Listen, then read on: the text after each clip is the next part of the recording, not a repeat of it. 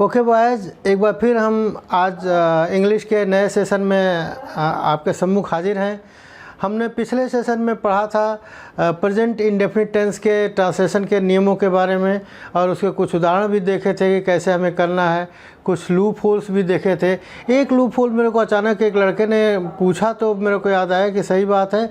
एक चीज़ की अगर वो बोलते हैं कि सर मैं पढ़ता तो हूँ या मैं खाता तो हूँ, मतलब किसी बात पे जोर दे के बताना। जैसे मान लिया आपके मम्मी पापा पूछते हैं कि पढ़ाई क्यों नहीं कर रहे हो, तो बोलते हो ना आप कि मैं पढ़ता तो हूँ। तो उसके लिए कैसे करें सर?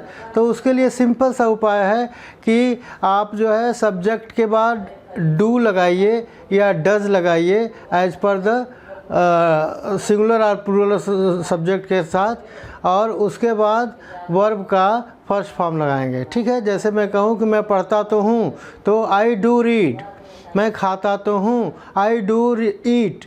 वह घर जाता तो है, ही डज गो होम। ठीक है, तो ये क्लियर हो गया। और अब आगे आते हैं। आज हम पास्ट इंडेफिनिट टेंस के बारे में पढ़ेंगे।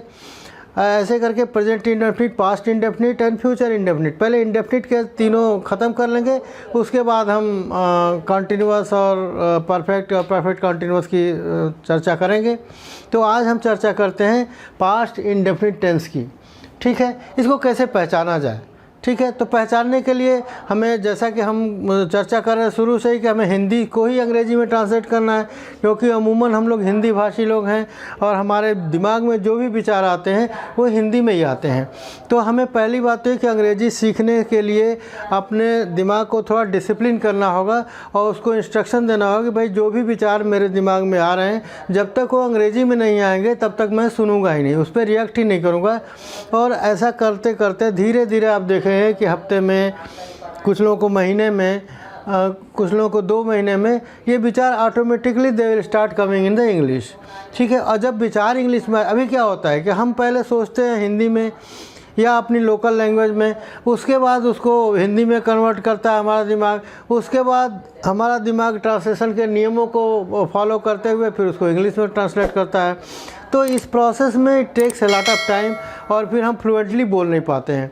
तो पहला काम तो हम ये करेंगे कि आज के बाद से जो भी हमारे दिमाग में विचार आएँ वो अंग्रेज़ी में आएँ, और उसके बाद ताकि हमें 1-2 स्टेप तो निकल जाए, सीधा अंग्रेज़ी में विचार आ रहे हैं उसको रिवील कर देना है, तो ये इजी रहेगा। ठीक है, तो अगला जो टेंस है वो है पास्ट इंडेफिनिट टेंस।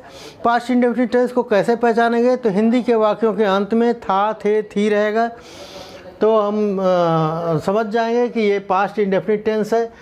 जैसे एग्जांपल के लिए देखिए, उसने कल झूठ बोला था। ठीक है, यहाँ था छूट गया।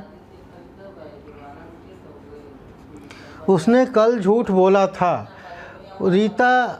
हमने रीता को आज बुलाया था। ठीक है, तो ये देख रहे हैं, ये जो है लास्ट वर्ड जो है ये हमेशा था, ये थे, मेरे पिताजी व्रत रखा करते थे, तो ये सब यहाँ पे भी ये था है। तो ये सारे इस टेंस की पहचान है। इधर भी आएंगे तो सब में था, और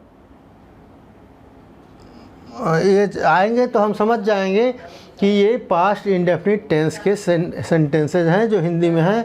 अब इसको अंग्रेज़ी में ट्रांसलेट करने के लिए, जैसा आपको पहले भी बताया था कि हमें मेनली इन 3 तरह के सेंटेंसेस से पाला पड़ेगा। पहला क्या होगा? अफर्मेटिव सेंटेंसेज जो सकारात्मक वाक्य होंगे, दूसरा निगेटिव सेंटेंसेज जो नकारात्मक वाक्य होंगे, और तीसरा इंट्रोगेटिव सेंटेंसेज। और इंट्रोगेटिव सेंटेंसेज में फिर फर्दर 2 पार्ट था। एक में प्रश्नसूचक शब्द वाक्य के पहले आता था, एक में प्रश्नसूचक शब्द वाक्य के बीच में आता था। तो वो चर्चा बाद में करेंगे। पहले हम देखते हैं अफर्मेटिव सेंटेंसेज में क्या करेंगे, क्या नियम लगाएंगे। तो इसमें क्या करना है? पहले सब्जेक्ट लिखना है आपको, उसके बाद वर्ब का सेकंड फॉर्म, और फिर ऑब्जेक्ट लिखना है। सब्जेक्ट ऑब्जेक्ट कैसे पहचानेंगे वो ऑलरेडी हम पिछले वीडियो में डिस्कस कर चुके हैं। अगर नहीं आपको याद आता है तो उसको रेफ़र कर लीजिएगा। तो सब्जेक्ट पहला, फिर वर्ब का सेकंड फॉर्म और ऑब्जेक्ट। यहाँ पे पास्ट इंडेफिनिट में सेकंड फॉर्म यूज होगा, प्रेजेंट इंडेफिनिट में आपने देखा था फर्स्ट फॉर्म यूज हो रहा था, और फ्यूचर इंडेफिनिट में हम आगे चर्चा करेंगे तो देखेंगे। तो इसका एग्जांपल ले लेते हैं, एक एक 2 एग्जांपल ले लेते हैं। उसने कल झूठ बोला था। ठीक है, हिंदी का वाक्य है कि उसने कल झूठ बोला था। तो अब इसमें देखेंगे कि सब्जेक्ट क्या है, तो उसने का अंग्रेजी क्या हो जाएगा, ही और शी, कुछ भी हो सकता है। अब बोली थी अगर होता तो शी हो जाता। अब चूंकि बोला था है तो हमें पता है कि अब मैस्कुलिन जेंडर है, पुलिंग है, तो इसमें ही हो जाएगा। उसके बाद हमने क्या बोला, वर्ब का सेकंड फॉर्म। तो वर्ब का सेकंड फॉर्म क्या है, टोल्ड, टेल, टोल्ड, टोल्ड, ठीक है। तो टोल्ड सेकंड फॉर्म हो गया। और ऑब्जेक्ट क्या हो गया, अ लाई। उसके बाद ये एडवर्ब आता है। ये एडवर्ब ज़रूरत के हिसाब से ज़रूरत पड़ती है, जैसा वैसा लिखते हैं, टुडे, टुमारो। चूँकि ये पास्ट टेंस है तो एस्टरडे ही आएगा, इसमें टुमारो नहीं आएगा, टुमारो फ्यूचर टेंस में आएगा, और बाकी आज के दिन के लिए तो कुछ होगा ही नहीं। तो ये ही टोल्ड अ लाई स्टरडे, उसने कल झूठ बोला था। दूसरा सेंटेंस लेते हैं बच्चों, हमने रीता को आज बुलाया था। इसमें कोई ज़रूरी नहीं कि रीता सीता कुछ भी हो सकता है। हमें ये देखना है कि इस तरह के सेंटेंसेज अगर आते हैं हिंदी में तो हमारे दिमाग को कैसे इंस्ट्रक्ट करना है कि वो अंग्रेज़ी में हमें ट्रांसलेट करके ही विचार लाए। तो उसके लिए हम क्या करेंगे, वी, सब्जेक्ट की जगह वी हो जाएगा, सेकेंड फॉर्म काल का तो CALLED लगा देंगे तो पास्ट टेंस हो जाएगा। नाम रीता है, ये ऑब्जेक्ट हो जाएगा, और स्टरडे फिर एडवर्ब है, ठीक है। तो वी कॉल्ड रीता स्टरडे, ठीक है। तो आप देख रहे हैं तीसरा सेंटेंस ऐसे ले लेते हैं, मेरे पिताजी व्रत रखा करते थे। अब इसमें थोड़ा सा ट्विस्ट है, रखा करते थे एक आदत है, ठीक है। जैसे मैं स्कूल जाया करता था, मैं खाना खाया करता था। तो जब ऐसी कोई बात हो जिसमें एक हैबिट की बात पता चले तो उसके ट्रांसलेशन के लिए सिंपल नहीं करते, उसमें थोड़ा सा ट्विस्ट लेते हैं, और वो क्या होता है, यूज टू कर देंगे। यूज्ड टू ED लगा देंगे तो अब सेकंड फॉर्म लगाने की ज़रूरत नहीं है, ठीक है। ये सेकंड फॉर्म लगाने की ज़रूरत है, जहाँ यूज लगा दिया तो सेकंड फॉर्म ऑलरेडी हो गया, और उसके बाद ये फर्स्ट फॉर्म हो जाएगा, ठीक है। कीप फास्ट मतलब व्रत रखना, ठीक है। एक तरह की आदत है, ये आदत बताता है। तो ऐसे कोई भी आदत होगी तो आप उसको यूज टू वर्ड से यूज करेंगे, ठीक है। यूज्ड टू, ठीक है। पास्ट टेंस है तो यूज टू, ठीक है। प्रेजेंट टेंस है तो यूज टू, ED नहीं लगाएंगे, ओके। अब जैसा मैंने पहले बताया कि प्रेजेंट टेंस में अगर किसी बात पे जोर दे के कहना है तो आप डू या डज लगाएंगे। वैसे ही अगर पास्ट टेंस की बात आएगी, यदि बात पे जोर दे के कहना है तो वर्ब के फर्स्ट फॉर्म के पूर्व डिड लगाएंगे। अब ध्यान दीजिएगा, जब डिड लगा देंगे तो वर्ब का फॉर्म सेकंड न रह जाएगा, तब क्या हो जाएगा, फर्स्ट हो जाएगा, ठीक है। वो हम अगला जब नेगेटिव सेंटेंस में पढ़ेंगे तो उसमें भी थोड़ा डिटेल में चर्चा होगी। तो वो हो जाएगा कि अगर किसी बात को जोर दे के कहना है तो फर्स्ट फॉर्म का वर्ब और उसके पहले डिड का प्रयोग करेंगे। जैसे मैं कहूँ मैं पढ़ाई करता तो था, तो था के लिए क्या करेंगे, तो इसके लिए वर्ब का फर्स्ट फॉर्म क्या है, स्टडी है, उसके पहले क्या लगा देंगे, डिड लगा देंगे, ठीक है। तो आई डिड स्टडी। क्लियर, यहाँ तक क्लियर हो गया बच्चों। तो अब आते हैं अगले फॉर्मेट पे, दैट इज़ नेगेटिव सेंटेंसेज में। नेगेटिव सेंटेंसेज में थोड़ा सा चेंजेज ये आएगा कि इसमें नियम क्या कहता है कि सब्जेक्ट पहले लिखना है, फिर डिड नॉट यूज करना है, फिर उसके बाद वर्ब का फर्स्ट फॉर्म यूज करना है। इसमें कोई एम्बिग्युइटी नहीं होनी चाहिए कि इसमें जैसे ही डिड लगा देंगे वैसे वर्ब का फर्स्ट फॉर्म हो जाएगा, ठीक है। जैसे मैंने पत्र नहीं लिखा था, ठीक है। तो आई, तो सब्जेक्ट तो वही है, सब्जेक्ट तो आई हो गया। फिर डिड नॉट, नियम के हिसाब से ये did not write a letter, ठीक है। I did not write a letter. Write क्यों, क्योंकि ये वर्ब का फर्स्ट फॉर्म है। सेकंड फॉर्म क्या हो जाता है, रोट हो जाता है। लेकिन यहाँ पे चूँकि फर्स्ट फॉर्म ही लिखना है क्योंकि डिड पहले लगा चुके हैं, तो I did not write a letter. Clear, okay. दूसरा क्या है, उसने झूठ नहीं बोला था। उसने झूठ नहीं बोला था।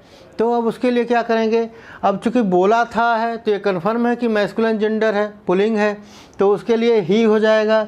उसके बाद डिड नॉट एज यूजुअल, जैसा हमारे नियम में ही कह रहा है, और उसके बाद टेल, टोल्ड, टोल्ड में टेल यूज करेंगे फर्स्ट फॉर्म, और अ लाई, ठीक है। He did not tell a lie, उसने झूठ नहीं बोला था। ओके, अगला सेंटेंस लेते हैं, मैंने कल समाचार पत्र नहीं पढ़ा था, ठीक है। समाचार पत्र को अंग्रेजी में हम क्या बोलते हैं बच्चों, तो समाचार पत्र को हम न्यूज़ बोलते हैं। न्यूज़ क्यों, क्योंकि इसके चारों लेटर से फुल फॉर्म बनते हैं।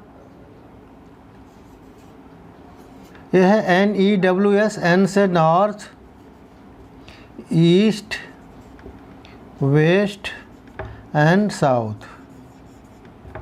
क्या मतलब हुआ कि ये चारों दिशाओं की खबरें जो आपको बताए उसको हम बोलेंगे न्यूज़। ठीक है, तो अब न्यूज़पेपर के लिए न्यूज़ तो लिख दिया आपने, उसके साथ पेपर ऐड करना पड़ेगा क्योंकि समाचार पत्र है।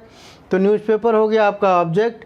और आई did not read, read first form है और डिड नॉट लगाना ही है एज यूजुअल यहाँ पे नियम के हिसाब से। तो I did not read the newspaper, और कब नहीं किया था? कल नहीं किया था। हमेशा नहीं ऐसी बात होती है, कल नहीं किया था, तो इसलिए I did not read the newspaper yesterday. Clear बच्चों? ओके। अब इसमें एक तरह की बात और आती है, एक तरह के सेंटेंसेस से और आप रूबरू होंगे, आपका पाला पड़ेगा। वो सेंटेंस होगा कि मैंने कभी झूठ नहीं बोला।